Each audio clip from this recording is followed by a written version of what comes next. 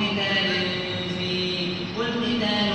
فيه كبير وصد عن سبيل الله وكفر به والمسجد الحرام وإخراج أهله منه أكبر عند الله والفتنة أكبر من القتل ولا يزالون يقاتلونكم حتى يردوكم عن دينكم إن استطاعوا ومن يرتد منكم عن دينه فيمت وهو كافر فأولئك حبطت أعمالهم في الدنيا والآخرة وأولئك أصحاب النار هم فيها خالدون إن الذين آمنوا والذين هاجروا وجاهدوا في سبيل الله أولئك يرجون رحمة الله والله غفور رحيم يسألونك عن الخمر والميسر قل فيهما إثم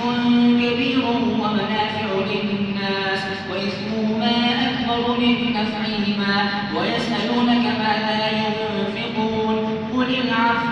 كذلك يبين الله لكم الآيات لعلكم تتفكرون في الدنيا والآخرة ويسألونك عن اليتامى قل إصلاح لهم خير وإن تخالطوهم فإخوانكم والله يعلم المفسد من المصلح ولو شاء الله لأعنتكم إن الله عزيز حكيم ولا تنكحوا المشركات حتى يؤمن ولأمة مؤمنة خير